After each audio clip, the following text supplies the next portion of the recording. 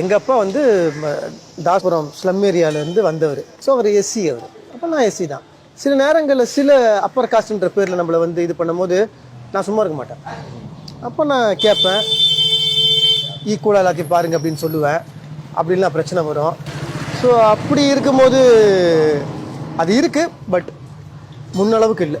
ஒரு வாட்டி ஒரு ப்ராஜெக்ட்டுக்கு போயிட்டு இருக்கும்போது எனக்கு இந்த தமிழ் வரும்போது கொஞ்சம் இந்த மெட்ராஸ் ஸ்லாங் வந்துடும். சரி சரி. அப்போ அவங்க இருக்கவங்களாம் வேற ஒரு இது, ஓகேவா?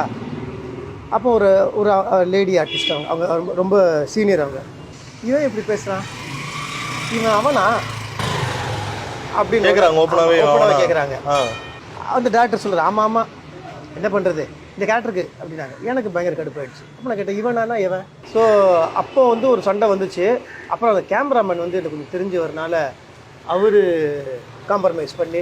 ஸோ வாழ்க்கையில் உங்களுக்கு எப்பாச்சும் இந்த பணம்ன்றது, ஐயோ என்னடா இன்னும் எல்லாமே பணத்தை நோக்கி தானே ஓடுறோம், பணம்ன்றது ஒரு பிரச்சனையாக இருந்திருக்கா? நிறையா இருந்திருக்குங்க. நான் எங்கள் அப்பா கிட்ட போச்சுக்கிட்டு நடுவில் ஒரு 6 வருஷம் ஒரு ஜெயிச்சு காட்டுறேன்னு சொல்லிட்டு வீட்டு விட்டு வெளியே வந்துட்டேன். எப்போ இது? 2004. நாய் படாத பாடுபட்டேன். எங்க ஸ்டே பண்ணதெல்லாம் எங்க பண்ணீங்க? சிஐடி நகர்ல ஒரு வாடகைக்கு ஒரு வீடு எடுத்தேன். 2500 ரூபா வீடு. கார் அப்போ ஒரு சாண்டர் வச்சிருப்பேன். டியூ கட்ட முடியாது. இப்போ ஆங்கரிங் பண்ற அப்படின்னா விஜய். ஆமா, மிஸ்ஸி விஜய். அவன் வீடு என் வீடு பக்கத்துல இருக்கும் அந்த சிஐடி நகர்ல. அவன் வீட்டில் போயிட்டு அவங்ககிட்ட கெஞ்சி வீட்டுக்கு பின்னாடி வண்டியை விட்டு வந்துடுவேன். ஏன்னா டியூ கட்டில் வண்டியை சீஸ் பண்ணிட்டு போயிடுவானுங்க. பிரதர் சீரியஸாக சொல்கிறேன், சில நேரங்களில் அந்த வண்டிக்கு பெட்ரோல் போட காசு இருந்தது கிடையாது. வெளியே போயிட்டு ஒரு கம்பெனிக்கோ எங்கள் அம்மா வெளியே ஒரு ஹாஸ்பிட்டல் கூட்டு போயிட்டு வரும்போது டோக்கன் போடுவாங்க தெரியுமா, 5 ரூபாலாம் எல்லாம் வண்டியில் உட்காந்துருக்கேன். ஸோ இது எல்லாருமே அந்த ஸ்டேஜை தாண்டி தான் வந்திருக்கோம். பெரிய நான் ஒரு படம் வந்து இல்லை, சூர்யா நடிச்சார். அந்த படம் வந்து விஜய் சார் சூர்யாவை ரெக்கமெண்ட் பண்ணுறாரு, விஜயகாந்த் சார் என்ன ரெக்கமெண்ட் பண்ணுறாரு. விஜய் சார் வந்து அப்போ ஒரு ஃபங்க்ஷனுக்கு நாங்கள் சும்மா சஞ்சீவ் மூலியமாக எனக்கு ஒரு பழக்கம். அப்போ போகும்போது அவரே சொன்னார், என்ன கேப்டன் ஓம் பேரை சொல்கிறாரு அப்படின்னு. பட் பெட்டர் சாய்ஸு சூர்யா, அதான் உண்மை. அவருக்கு ஏன் கொடுத்தீங்க? இல்லை நானே சொல்கிறேன் பெட்டர் சாய்ஸ். ஏன்னா நைட்டும் பகலுமா டான்ஸ் கிளாஸ் ஃபைட் கிளாஸ் போய் ஹி ப்ரூவ்ட் ஹிம்செல்ஃப். நான் அந்த மாதிரி ப்ரூவ் பண்ணியிருக்கணும். அது ஏன் ரொம்ப சமீபத்தில் நம்ம சீரியல் ஆர்டிஸ்ட் தேவ் அவர் இன்டர்வியூ எடுத்துருந்தோம். அவர் என்ன சொல்லிட்டு இருந்தாரு, ஏன்னா அப்போ நானும் 25 வருஷமா இருக்கேன்ப்பா சினிமாவில், இருந்தாலும் அந்த சீரியல் ஆர்டிஸ்ட் போது எங்களால் இன்னும் அந்த இவ்வளோதான் எனக்கு ஒரு நாளைக்கு வேணுன்றது அந்த டிமாண்ட் பண்ணுறது கஷ்டமாக இருக்குது. ஆனால் புதுசாக இப்போ வரானுங்க பசங்க, ஒரு நாளைக்கு 50,000 கொடு 60,000 கொடு. என்ன காரணம்னு கேட்கும்போது அவங்களுக்கு இன்ஸ்டாவில் இவ்வளோ மில்லியன் ஃபாலோவர்ஸ் இருக்காங்க, அவங்க நிறைய ஒரு பிராண்டாக இருக்காங்கன்ற மாதிரி சொல்கிறாங்க. ஸோ எதை வச்சு இங்கே அந்த பிராண்டிங் முடிவு பண்ணுறாங்க? எது இந்த இன்ஸ்டா ஃபாலோவர்ஸா? பட் இன்ஸ்டா வச்சு ஒருத்தருக்கு டேலண்ட் இருக்கா, டேலண்ட் இல்லையா நீங்கள் எப்படி டிசைட் பண்ணுவீங்க? இப்போ நீங்கள் என்ன சார் ஏன் சார் இப்படி சீரியலே இருக்கிறீங்க அப்படின்னா ஏன் தப்பு? நான் கரெக்டான ஆப்பர்ச்சுனிட்டி மிஸ் பண்ணது, அந்த ஏஜில் வந்து நான் சில விஷயங்களை தப்பான டிசிஷன் எடுத்தது. என்ன ஒரு பெரிய ஒரு ரெக்ரெட் பண்ண டிசிஷன் அந்த டைமில் அதை எடுத்திருந்தா வேற ரூட் கிடச்சிருக்கும். ஆனால் அது அந்த இப்போ வரைக்கும் நான் அதை ரெக்ரெட் பண்ணுறேன்னு என்னோட ஸ்கூல் டேஸ்லன்னு சொன்னேன், என்னோட சைல்ட்ஹுட் டேஸ்லன்னு சொல்கிறேன். எங்கள் அப்பா வந்து எல்லா இன்ஸ்ட்ருமெண்ட்டு கற்றுக்கோன்னு படாத பாடுபட்டார். இளையராஜா சார் சன்னு எல்லாருமே அங்கே தான். நான் சொல்லுது அப்படின்னா 82 அந்த இதை சொல்கிறேன், சரியாக கற்றுக்கல. அது நான் பண்ண தப்பு. அப்போ உங்கள் கவனம்லாம் அதிகமாக விளையாட்டு அந்த மாதிரியா? விளையாட்டு, பொறுக்கி பசங்க கூட சுற்றுறது, அந்த ஏஜுக்கு வேண்டிய விஷயங்கள். ஒரு ஏஜுக்கு மேலே நம்ம தப்பு பண்ண ஆரம்பிச்சிருவோம், தண்ணி அடிக்க ஆரம்பிச்சிருவோம், தம் அடிக்க ஆரம்பிச்சிருவோம், தெருப்பு இருப்போம். ஸோ நம்ம தப்பு என்னன்றதை ஃபஸ்ட்டு நம்ம ரெக்டிஃபை பண்ணிப்போம். அவனெல்லாம் வந்துட்டானே, அவனுக்கு அவ்வளோ கொடுக்குறாங்களே, இவனுக்கு ஏன் கொடுக்கல அப்படி கேட்க முடியாது. உனக்கு வேண்டியது நீக்கேரு. இந்த கல்யாண வாழ்க்கை வந்துட்ட பிறகு அது ஒரு பெரிய ஒரு மாற்றம் உண்டாக்கும்னு சொல்லுவாங்கல்ல, மேபி அது இன்னொருத்தவங்களோட கைடன்ஸ் வரும்போது அந்த ஒரு கரெக்டான ஒரு ரூட் உங்களுக்கு காட்டுவாங்கன்னு.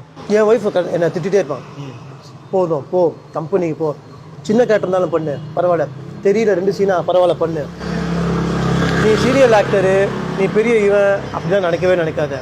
ட்ரை பண்ணிட்டு தான் இருக்கிறேன், இப்பவும் பண்ணிட்டு தான் இருக்கேன். நேற்று கூட 4-5 கம்பெனி போயிட்டு தான் வரேன். அதே பேர் அந்த சான்ஸ் கொடுன்னு கேட்கறத ஒரு தயக்கம் இருக்கும்ல. புதுமுகம்னா கடன் கேட்கல, நான் வந்து பிச்சை கேட்கல, வாய்ப்பு கேட்குறேன். 2வது நான் வந்து அவ்வளோ பெரிய அப்பா டக்கரும் இல்லை, அவ்வளோ பெரிய பிஸ்தாவும் கிடையாது. சீரியலில் 4-5 பண்ணியிருக்கோம், சீரியலில் நம்மளை கொஞ்சம் அளவுக்கு தெரியும். சினிமாவில் நான் 0. நான் போய் கெஞ்சி வாய்ப்பு கேட்குறது என்ன தப்பு இருக்குது? கொடுத்தா நல்லா நடிக்க போகிறோன்னு வாய்ப்பு கேட்கணும். அது ஒரு கௌரவமான விஷயம் தானே. அது அவங்க தேடி வந்து நம்மளுக்கு கொடுக்க மாட்டாங்க. வாய்ப்பு கேட்கணும், கம்பெனியாக ஏறி இறங்கணும்.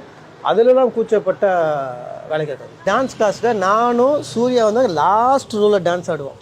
ஆனால் நான் அப்படியே தான் இருந்தேன். சூர்யா அதுக்கப்புறம் நான் ஒரே fight class, Pandian master class தான்.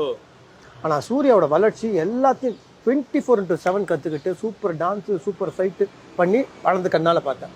ஆங்கரிங் பண்ணுறதுலேருந்தே சிவகார்த்திகேயன் வந்து எனக்கு ஒரு பாசம், அவருக்கும் என் மேலே ஒரு பாசம். அண்ணன் தான் என்னை கூப்பிடுவார். அவர் எப்படி இருந்தார், இன்னைக்கு எப்படி இருக்கார், இன்னைக்கு அவர் கூட ஒரு படம் நடிச்சிட்டும் இருக்கிறேன். என்னன்னா இன்னைக்கும், ஏன்னா நான் அப்போ பழகும் போது நீ வாப்பான்னு பேசியிருக்கலாம். இன்னைக்கு விஜய் சாராக இருக்கட்டும், சூர்யா சாராக இருக்கட்டும், சிவகார்த்திகேயன் சாராக இருக்கட்டும், அவங்க என்னை அண்ணன் கூப்பிட்டா சிவா என்ன அண்ணன் தான் கூப்பிடுவார். இருந்தாலும் நான் நீங்கள் வாங்க போன் ஏன் கூப்பிட்றேன்னா, அவங்க வளர்ந்தது, அதுக்கான மரியாதை, அவங்களோட உழைப்பு, அவங்களோட மனசு, நோ வண்டர். ஸோ இவங்க 3 பேருமே எனக்கு வந்து ஒரு பெரிய இன்ஸ்பிரேஷன். நான் வந்து விஜயோ அஜித்தோ இல்லை தனுஷோ இல்லை, ஓகே. பட் இருந்தாலும் யூ வாண்ட் டு பி இல்லை, நான் ஒரு நாள் நான் விஜய் மாதிரி ஆயிட மாட்டானா, நான் ஒரு நாள் தனுஷ் மாதிரி ஆயிட மாட்டானா, அந்த ஒரு இது இருக்கும் தானே. எல்லா நடிகருக்கும் இருக்கணும் இல்லைங்க, எல்லாருக்குமே இருக்கும். எல்லாருக்கும் ஒரு ரஜினிகாந்த் ஆகணும், எல்லாருக்கும் ஒரு கமல்ஹாசன் ஆகணும், எல்லாருக்கும் என்ன ஆகணும். ஒரு நடிகரா பாக்குறோம்னா ஒரு 10 வருஷத்துக்கு அப்புறம் வாட் இஸ் ஸ்ட்ரீன் கேட்கும் போது என்னவா சொல்லணும் ஆசை? ஒரு நல்ல நடிகன் எந்த கேரக்டர் கொடுத்தாலும் உருப்படியா பண்ணுவான். போதும். ஒரு காலகட்டத்தில் ஒருத்தர் மாதிரி ஆகணும் ஆசை இருக்கும். இப்போ நிஜமான எனக்கு யார் மாதிரி ஒரு நடிகன் ஆகணும்னு ஆசை இருக்குன்னா, MS பாஸ்கர் சார் மாதிரி ஒரு ஆக்டர் ஆகணும். ஓகே, ஒரு கேரக்டர் ரோல் எந்த ரோல் கொடுத்தாலும் super. MS Bhaskar is very good actor. ஆமா ஆமா, செம்ம ஆக்டர். ஸோ அவர் மாதிரி ஒரு நடிகன் ஆகணும், அவ்வளோதான். இப்போ இருக்கிறது அதான் ஆசை. எங்கள் அப்பாட்ட நான் சொல்ல, யார் மாதிரி ஆகணும், இதுக்கு மேலே போயிட்டு நான் விஜய் சார் மாதிரியோ அஜித் சார் மாதிரியோ, எனக்கு MS பாஸ்கர் சார் மாதிரி ஒரு நல்ல நடிகன் ஆகணும், அதான் ஆசை.